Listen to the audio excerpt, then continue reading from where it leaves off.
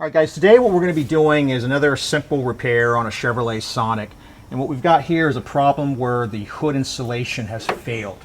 Now, this might look purely cosmetic, and of course that alone would be a reason to do something about it, but this is also a functional part. This is a sound insulator, but more importantly, it's a temperature insulator. It keeps the heat from causing the clear coat on the hood to fail prematurely. So you do want to make sure this piece is doing its job.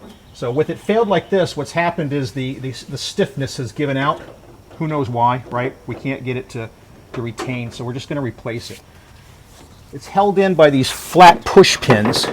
You get a trim tool, come in behind and pull these out. This is all they are, right? And so that's the only thing that's holding this onto the metal part of the hood. So we're going to go around and remove all of these push pins, and you just want to try and be real gentle with them, right? Because you want to salvage them, because you're going to use them to put the new one on. I'm going to go ahead and do all those, and then we'll show reinstalling. All right, last one here. Again, just get your trim tool behind it, prise it up and down, and then it'll let go.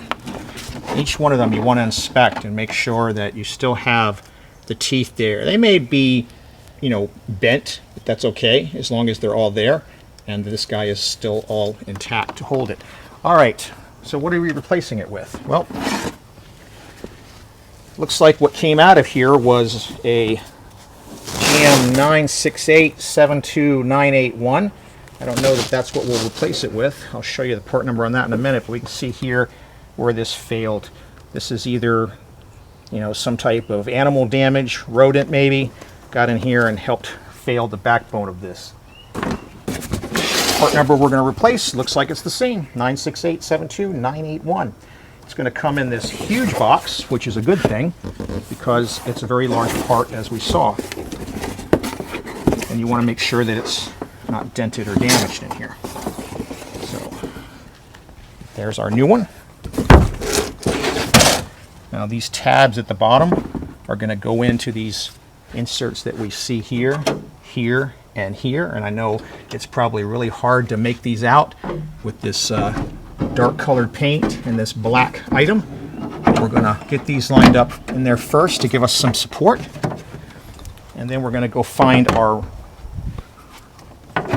middle position retainer. And we're going to get him lined up and push him back in there. I don't know if you guys can see this or not, but there's the hole right there. Now we've got something that'll hold this. Now let me go grab a flashlight, because it looks like it's really dark on the film, and I want to make sure you guys are able to make out what we're doing here against the high contrast here. We got a lot of black and dark colors.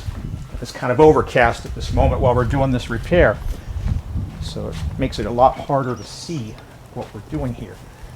Right? All right, so here's the hole behind there, and when we put this guy in like this, you see inside the hole here, he's just going to go right in there. That's all there is to it, right? So you just go around realigning all of these around the whole vehicle, and you'll be done. The last thing I would recommend you do, it's totally cosmetic though, of course. You see all this little pieces of lint on here from storage.